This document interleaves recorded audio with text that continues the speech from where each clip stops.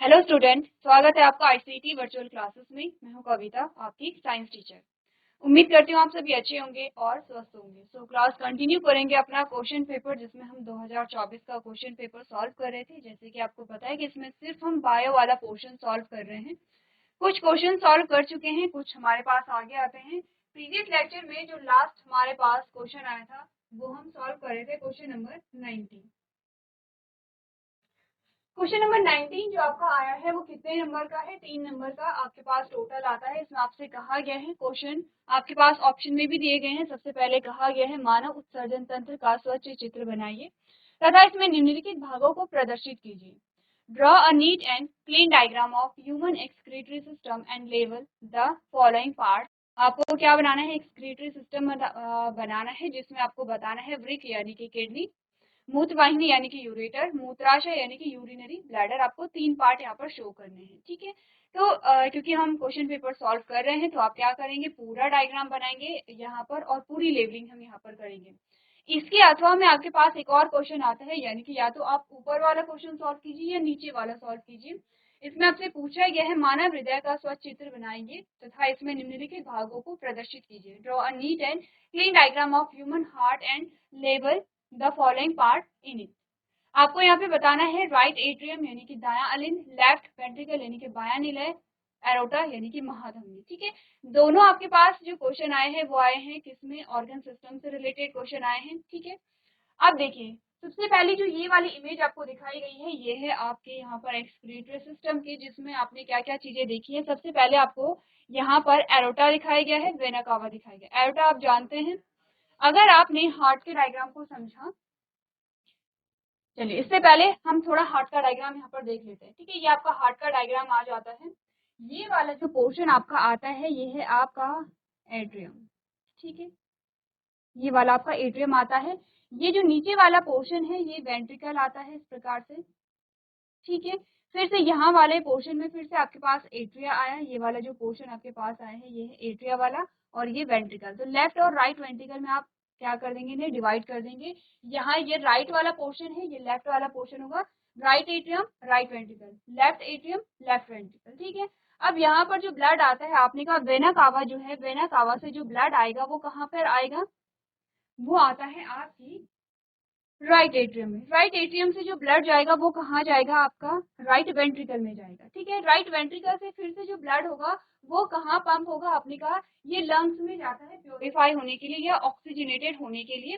ठीक है, और फिर लंग से आपने कहा, फिर से लंग से कहाँ आएगा? आपने कहा लेफ्ट एट्रियम से, लेफ्ट एट्रियम से लेफ्ट वेंट्रिकल में, लेफ्ट वेंट्रिकल से आपने कहा कि ये क्या होता है? एओर्टा द्वारा, ये है एओर्टा, एओर्टा द्वारा अलग अलग आपके बॉडी पार्ट्स में यानी कि पूरी बॉडी पार्ट में ब्लड को पंप किया जाता है। ठीक है, इसी के साथ हमने बात की थी, यहाँ पर इस वाले पोर्शन में वॉल्व प्रेजेंट होते हैं। यहाँ पर आपके यहाँ पर आपके ट्राइकॉस्पिड वॉल्व प्रेजेंट होंगे और यहाँ पर आपके बाइकॉस्पिड वॉल्व प्रेजेंट होंगे। ठीक है, क्लियर है? इस प्रकार से ये आपके ट्राइकॉस्पिड वॉल्व है और यहाँ पर क्या है? बाइकॉस्पिड वॉल्व है। क्लियर है इतनी बात? ठीक है, यहाँ पर आपको बता रखा है ये है ट्राइकॉस्पिड वॉल्व। ये तो है हार्ट, और हार्ट के पार्ट्स आपने देखे हैं, जिसमें आप देख सकते हैं राइट एट्रियम, लेफ्ट वेंट्रिकल और एरोटा कहाँ कहाँ थे। ठीक है, अब ये वही एरोटा है जो क्या कर रहा है? ऑक्सीजनेटेड ब्लड को लेकर के पूरी बॉडी में क्या करेगा? पंप करेगा। ये वही वेना कावा है जो ब्लड को लेकर के कहाँ जा रहा है? आपके जो राइट एट्रिया है, राइट एट्रिया में जाएगा। ठीक है, ये राइट एट्रियम में ब्लड को लेके जाएगा, ये लेफ्ट वेंट्रिकल से क्या कर रहा है? ब्लड को लेकर के आ रहा है। ठीक है, क्लियर है इतनी बात? तो ये गया आपके कहाँ? यहाँ आपके राइट एट्रियम में। और यहाँ जो ब्लड आपका आ रहा है, ये ब्लड कहाँ से आ रहा है? आपके यहाँ पर लेफ्ट वेंट्रिकल से आ रहा है। क्लियर है इतनी बातें? चलिए, अब यहाँ पर बात कर लेते हैं एक्सक्रीटरी सिस्टम की, जिसमें आपने कहा आपके पास किडनी आते हैं। ये आपकी किडनी है जो बीन शेप की होती है। ठीक है, किडनी में जो आर्टरी जाती है उसे आप कहते हैं रीनल आर्टरी। जैसे कि हमने पढ़ा था, अलग अलग जो आपके बॉडी पार्ट्स होते हैं उनसे रिलेटेड कुछ वर्ड होते हैं। जैसे हिपैटिक वर्ड हमने कहा था, ये लिवर से रिलेटेड होगा। जैसे कि हमने गैस्ट्रिक जो वर्ड कहा था, हमने कहा स्टमक से रिलेटेड होगा। वैसे ही रीनल जो वर्ड है आपका वो किडनी से रिलेटेड है। आपने कहा किडनी में आने वाली जो आर्टरी है उसे आप रीनल आर्टरी कहेंगे। रीनल आर्टरी क्या करेगी? ऑक्सीजनेटेड ब्लड को लेकर के आएगी। ठीक है, और यहाँ पर जो वेन होगी यानी कि जो डीऑक्सीजनेटेड ब्लड को लेकर के जाएगी किडनी से, उसे आप क्या कहेंगे, रीनल वेन कहेंगे। ठीक है, क्लियर है। उसके बाद आपने कहा कि जो आपकी किडनी होती है वो क्या करती है, छन्नी करती है, जो ब्लड है उसे क्या करेगी, वहां पे फिल्टर करेगी, ब्लड से जो अनवांटेड जो भी मटेरियल होगा उसे रिमूव करती है, और फिर ब्लड क्या होता है यहाँ पर रीनल वेन के द्वारा वापस चला जाता है। आपने कहा जो भी यहाँ पर अनवांटेड वेस्ट होता है, ठीक है, वो इन पाइप के थ्रू इस पार्ट में क्या हो जाता है, कलेक्ट हो जाता है। तो इन पाइप लाइक स्ट्रक्चर को हम कहते हैं यूरेटर। ठीक है, ये भी यूरेटर है, ये भी यूरेटर है। यूरेटर से जो यहाँ पर क्या होगा, जो अनवांटेड मटेरियल होगा वो कहाँ पर इकट्ठा होता है, ब्लैडर में। ठीक है, यूरिनरी ब्लैडर में होता है। और उसके बाद जब आपका ब्लैडर फुल हो जाता है तो उसके बाद क्या होगा, यूरेथ्रा द्वारा आप क्या करेंगे, यूरिन को पास कर देते हैं, ये रिमूव कर देते हैं अपनी बॉडी से। ये है हमारा एक्सक्रीटरी सिस्टम। ठीक है, क्लियर है इतनी बातें। एक बार आप दोनों पार्ट्स को देखिए, एक बार आप दोनों यहाँ पर जो ऑर्गन सिस्टम है उन्हें देखिए, क्योंकि यहाँ पर आपको करना क्या है, आपको ऑर्गन सिस्टम जब भी हम पढ़ते हैं आपको जो पूरा सिस्टम है उसे बनाना पड़ेगा, आपको सारी जो लेबलिंग है वो पता होनी चाहिए। क्योंकि अगर आप डायग्राम को समझ गए हैं, फॉर एग्जांपल आपने हार्ट को समझ लिया है, आप हार्ट की फंक्शनिंग को समझ जाते हैं। अगर आपने यहाँ पर एक्सक्रीटरी सिस्टम को समझ लिया है, आप समझ जाएंगे कि एक्सक्रीशन किस प्रकार से हो रहा है। तो एक बार आप दोनों इमेजेस को ध्यान से देखिए।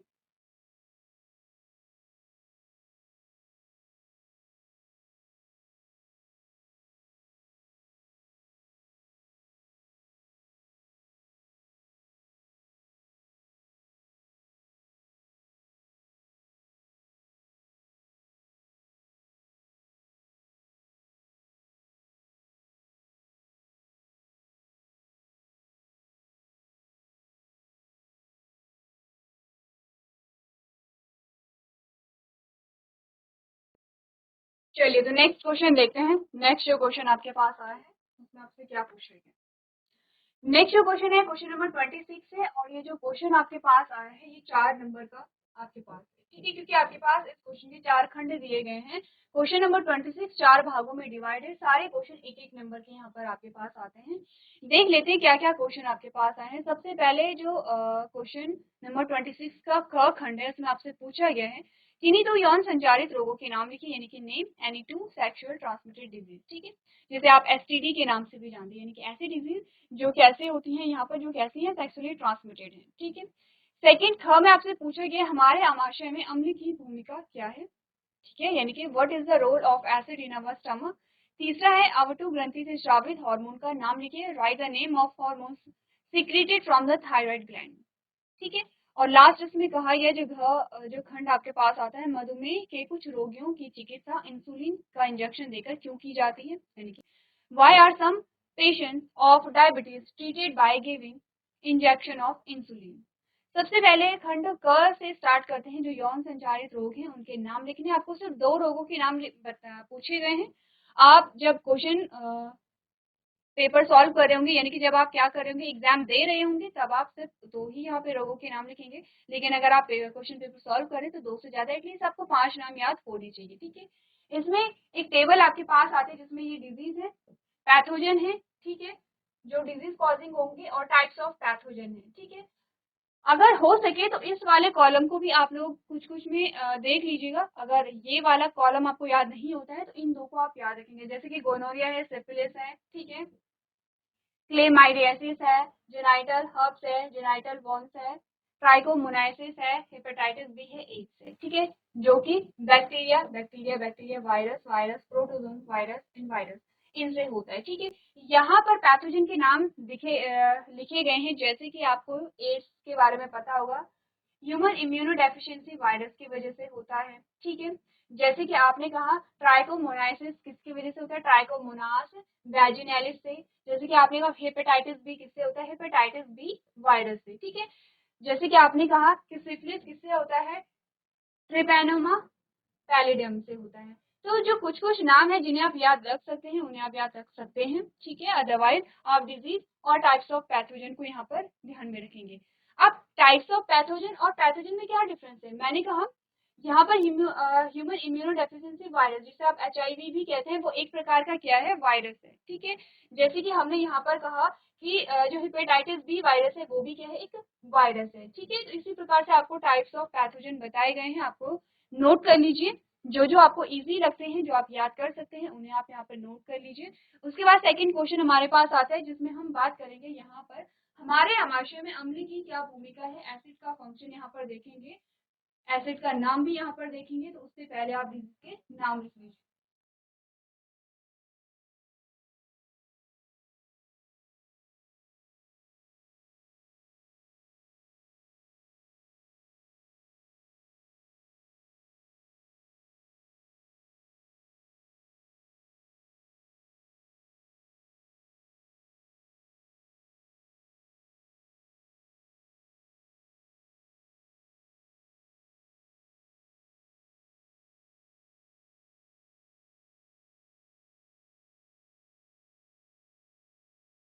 चलिए, तो यहाँ पर हम बात करते हैं हमारे आमाशय में अम्ल की क्या भूमिका है। जो हमारे आमाशय में, हमारे स्टमक में रिलीज होने वाला एसिड है वो है हाइड्रोक्लोरिक एसिड। ठीक है, हाइड्रोक्लोरिक एसिड के कुछ फंक्शन की अगर हम बात करें, तो हमने कहा था जो HCl है वो हमारे स्टमक में रिलीज होता है। जो गैस्ट्रिक ग्लैंड हमने पढ़ी थी, गैस्ट्रिक ग्लैंड में अलग अलग प्रकार की सेल्स आपने पढ़ी थी, जिसमें आपने पैराइटल सेल्स के बारे में बात की थी। तो ये सारी चीजें हमने देखी। सबसे पहला जो फंक्शन हमने देखा, जो HCl होता है,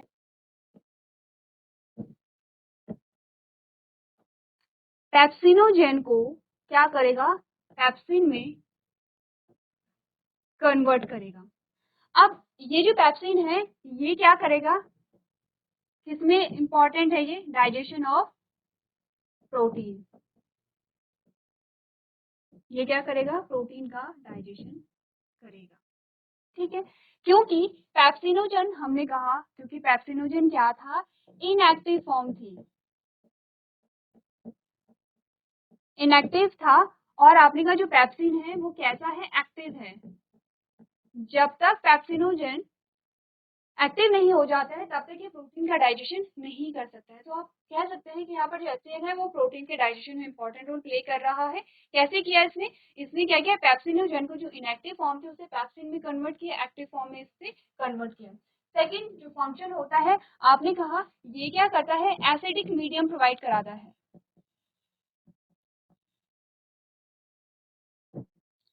एसिडिक मीडियम प्रोवाइड कराता है। तीसरा आपने कहा ये क्या करता है, किल बैक्टीरिया।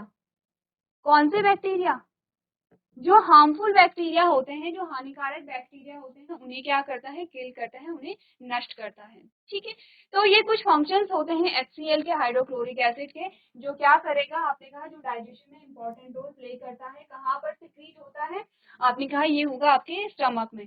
इसके अलावा एक और चीज आपसे पूछी जाती है कि HCl जो है वो इतना स्ट्रॉन्ग एसिड होता है, फिर भी हमारा स्टमक सेफ कैसे रहता है।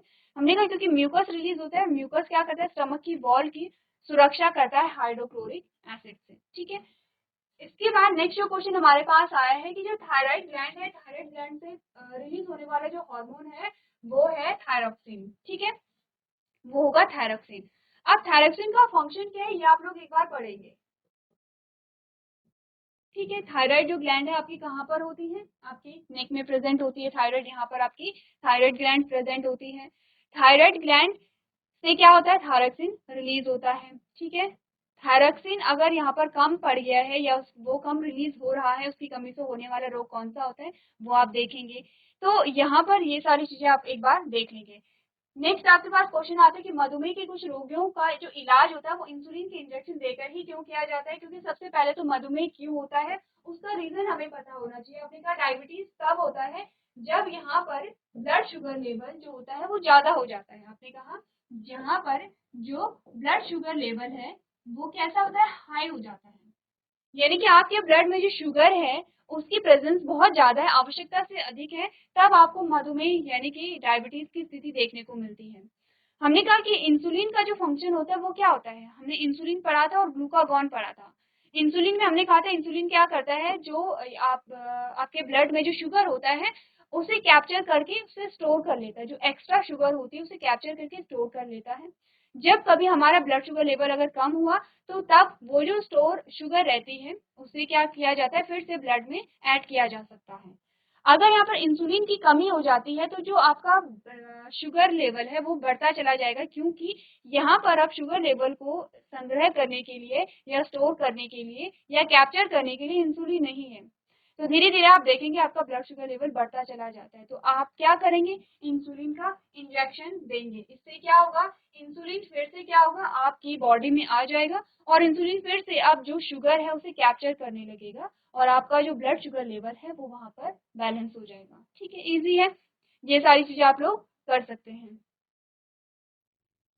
अगला क्वेश्चन देखते हैं। अगले क्वेश्चन में आपसे पूछा गया है, उत्सर्जी उत्पाद से छुटकारा पाने के लिए पादप किन विधियों का उपयोग करते हैं। What are the methods used by plants to get rid of excretory products.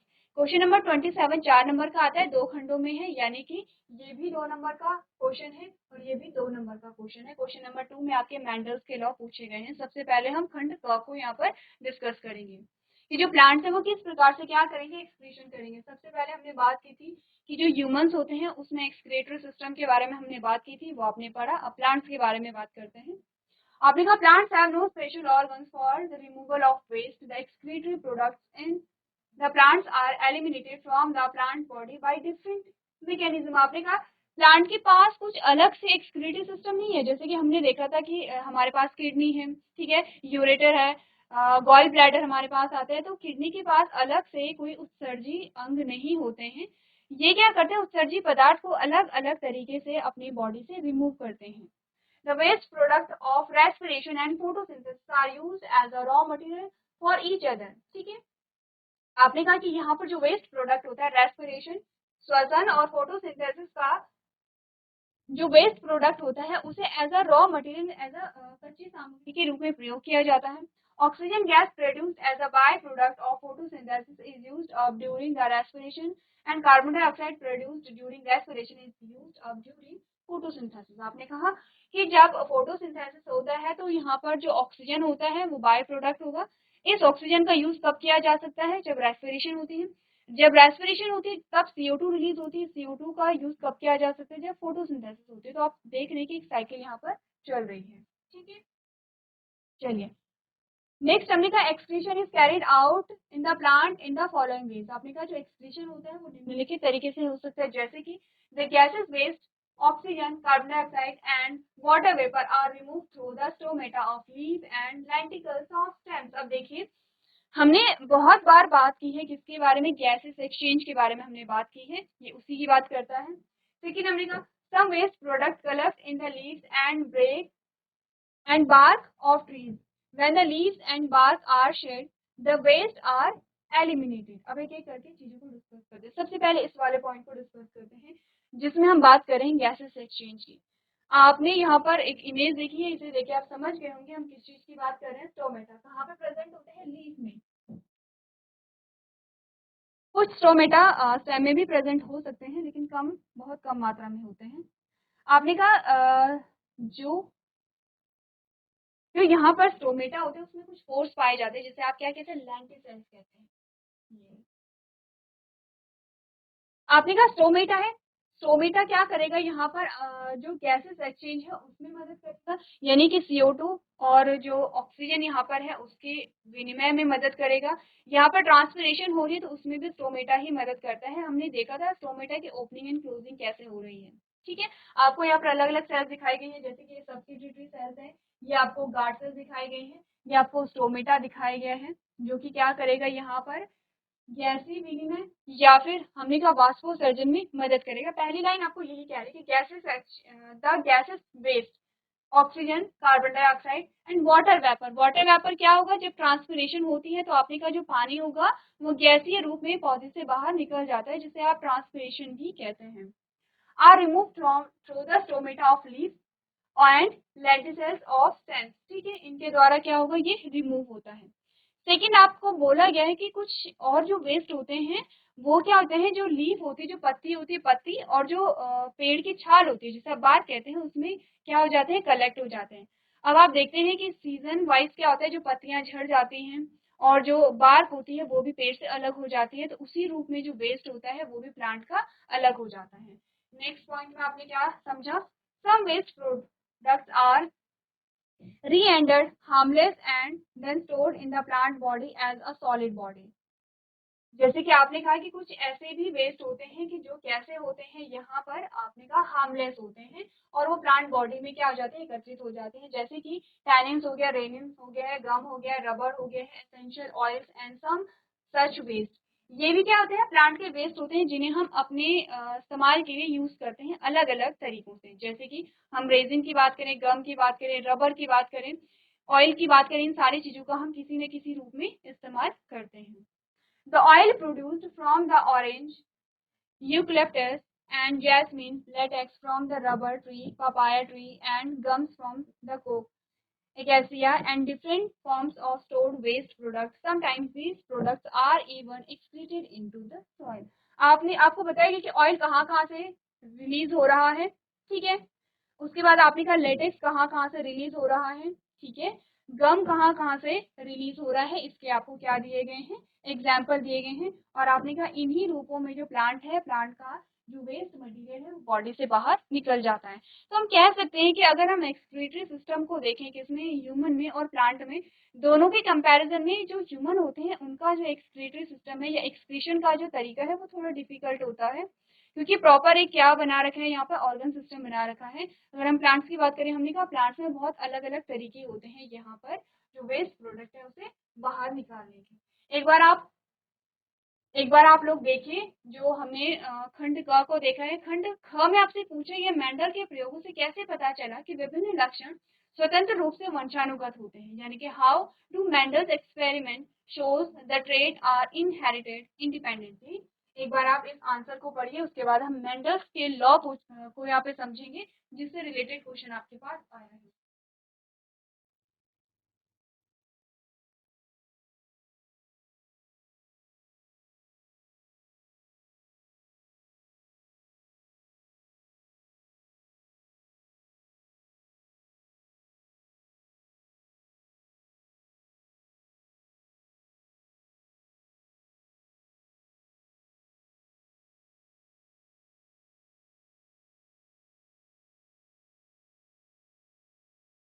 चलिए तो समझते हैं यहाँ पर जो आपके पास क्या आता है, मेंडल्स के लॉ के बारे में आपसे पूछा गया है। यहाँ पर जो आपसे क्वेश्चन पूछा गया है, ये आपसे पूछा गया है लॉ ऑफ इंडिपेंडेंट असॉर्टमेंट, जो मेंडल का थर्ड लॉ होता है। तीन लॉ हमने बात की थी, हमने कहा था law of dominant, law of segregation और तीसरा लॉ आता है लॉ ऑफ इंडिपेंडेंट असॉर्टमेंट, ठीक है। अब देखिए, इस क्वेश्चन में आपसे पूछे गए कि कैसे पता चलता है कि जो विभिन्न लक्षण है वो स्वतंत्र रूप से वंशानुगत होते हैं। उसके लिए हमने देखा था डाई हाइब्रिड क्रॉस को देखा था, ठीक है। डाई हाइब्रिड क्रॉस में हमने कहा था जब येलो राउंड सीड का क्रॉस ग्रीन और रिंकल्ड सीड से कराया गया तो हमारे पास रिजल्ट आया capital Y small Y capital R small R, जिसमें हमने कहा ये येलो एंड ब्राउन थे, ठीक है। ये थे कैसे, वैसे ये जो पेरेंट थे ये ग्रीन रिंकल्ड थे और ये जो पेरेंट था ये था येलो राउंड, ठीक है। एक पेरेंट था येलो राउंड, दूसरा पेरेंट था ग्रीन रिंकल्ड। आपके पास जो रिजल्ट आया F1 जनरेशन, ये है पेरेंट। ये जो F1 जनरेशन आए आपके पास ये आई है, जिसमें आपने कहा येलो एंड राउंड है, जिसमें आप देख रहे हैं ये किसे फॉलो करता है, लॉ ऑफ डोमिनेंस को फॉलो कर रहा है। अब यहाँ पर क्या बने, गैमीट बने, ठीक है। अब क्या होता है, F2 जनरेशन लाने के लिए हमें क्या करना पड़ता है, F1 जनरेशन की सेल्फ क्रॉस करानी पड़ती है। इतनी ही चीजें आप समझ चुके होंगे क्योंकि हम बहुत अच्छे से चैप्टर को भी पढ़ चुके हैं। और हमने जब सॉल्व किया था क्वेश्चन एक, जब हम एमसीक्यूज देख रहे थे, तब भी हमने बात की थी यहाँ पर मोनो हाइब्रिड और डाई हाइब्रिड क्रॉस की, जिसमें हमने कहा था F1 जनरेशन कैसे आई, F2 जनरेशन कैसे आई।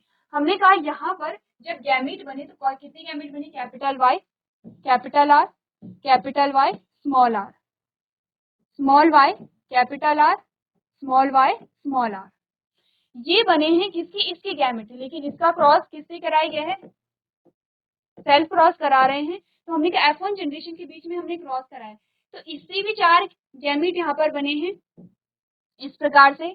और इससे भी 4 गैमेट बनेंगे, सेम गैमेट बनेंगे, capital Y capital R, capital Y small r, small y capital R और स्मॉल y स्मॉल r। ठीक है,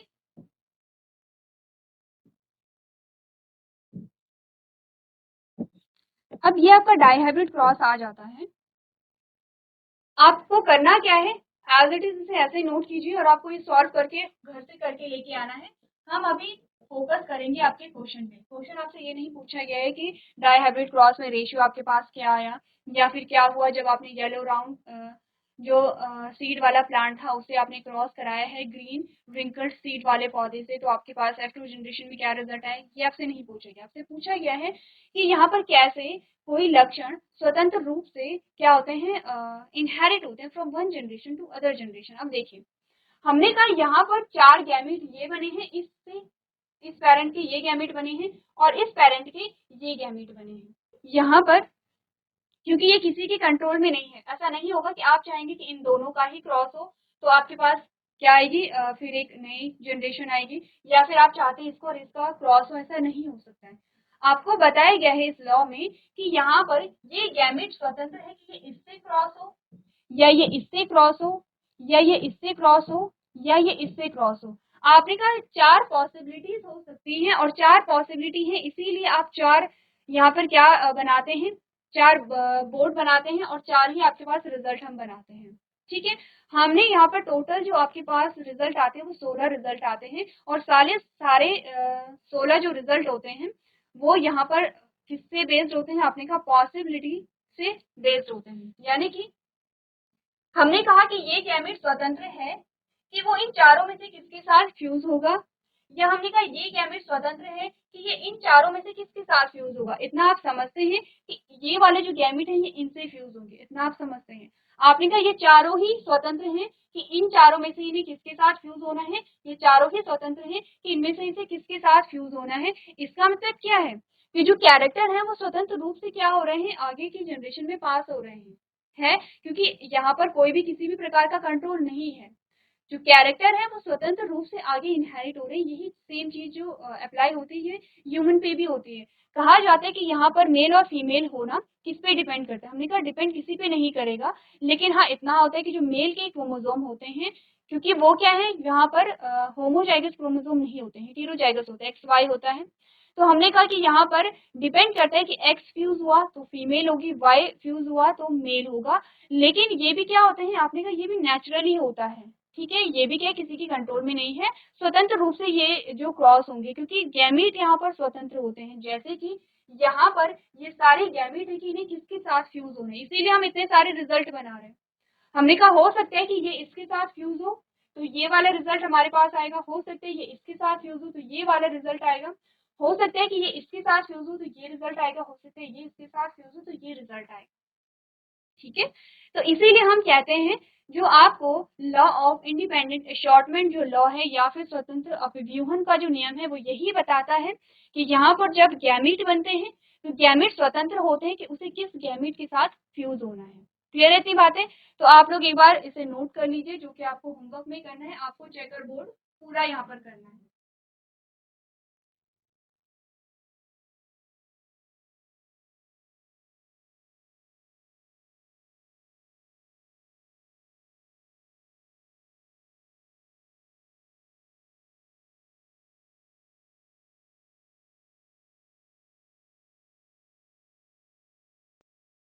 चलिए तो नेक्स्ट क्वेश्चन देखते हैं, जो आपके पास नेक्स्ट क्वेश्चन आया है। क्वेश्चन नंबर 28 आपके पास आया है, 4 नंबर का है और ये भी 2 खंडों में विभाजित है, जिसमें एक खंड में आपसे पूछा गया है किन्हीं 2 एंजाइमों के नाम तथा कार्य लिखें। एंजाइम के नाम लिखने, उनके कार्य लिखने। आपसे सिर्फ 2 एंजाइम पूछे गए हैं, हम यहाँ पे 2 से ज्यादा एंजाइम की बात करेंगे। ठीक है, एंजाइम के एग्जाम्पल देख लीजिए। सबसे पहले एंजाइम में एक लाइपेज, दूसरा है अमाइलेज, तीसरा है मार्टेज और चौथा है ट्रिप्सिन। अब आपने ये जो एंजाइम है ये आपने कहीं ना कहीं पढ़े हैं। कब पढ़े थे? जब आप डाइजेशन की बात कर रहे थे, डाइजेस्टिव सिस्टम की बात कर रहे थे। लाइपेज रिलेटेड है लिपिड से, तो लाइपेज आपने कहा the group of enzyme helps digestion fat in gut. आपने कहा the group of enzyme help digest fat in the gut. यानी कि ये वो एंजाइम का ग्रुप है जो कि फैट या फिर वसा के पाचन में मदद करता है। अमाइलेज जो है वो कहाँ पाया जाता है, आपके सलाइवा में पाया जाता है। और आपने कहा अमाइलेज का फंक्शन क्या है, कहाँ रिलीज होता है अमाइलेज, आपने कहा क्योंकि आपका सलाइवा आपके मुख में रिलीज होता है। कहाँ से रिलीज होता है, सलाइवरी ग्लैंड से रिलीज होता है।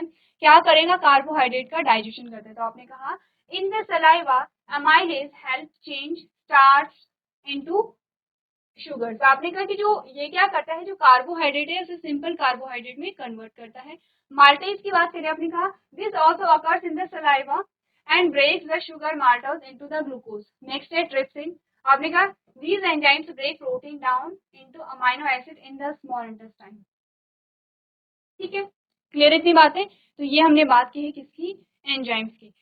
क्वेश्चन नंबर 28 का खंड ख जो है उसमें आपसे पूछे गए एक कोशिक एवं बहुकोशिक जीवों की जनन पद्धति में क्या अंतर है, यानी कि how are modes of reproduction different in unicellular and multicellular organism. आपको बताने कि दोनों के यहाँ पर जब दोनों में क्या होता है, रिप्रोडक्शन होता है, तो दोनों का रिप्रोडक्शन किस प्रकार से भिन्न है ये आपको बताना है। उससे पहले आपको करना है कि एंजाइम्स जितने भी हैं उनके नाम नोट कीजिए, उनके फंक्शन यहाँ पर नोट कीजिए।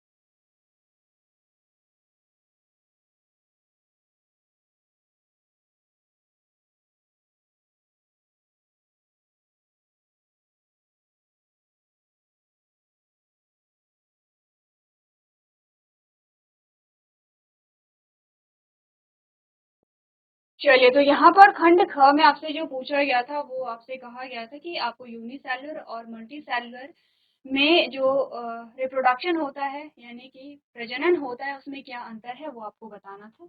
ये क्वेश्चन आप घर से करके लेके आएंगे, होमवर्क में है आपके लिए। ठीक है, सबसे पहले तो यूनिसेलुलर और मल्टीसेलुलर में क्या डिफरेंस है ये आपको पता होने चाहिए, आपको एग्जाम्पल पता होने चाहिए, और इनमें किस प्रकार से जनन पद्धति पाई जाती है ये आपको यहाँ पर पता होनी चाहिए। ठीक है, इसी के साथ हमारे पास जो नेक्स्ट क्वेश्चन आएंगे उसमें हम बात करेंगे यहाँ पर क्वेश्चन नंबर इसके अथवा में है।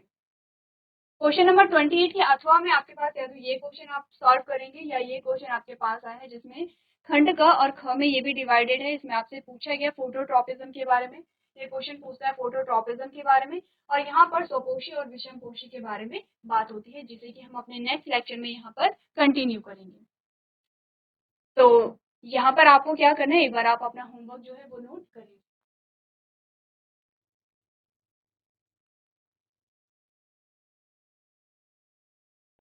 चलिए, तो आपने होमवर्क नोट कर लिया होगा। आज के सेशन में हम इतना ही करेंगे। अभी तक क्लास में बने रहने के लिए आपका धन्यवाद।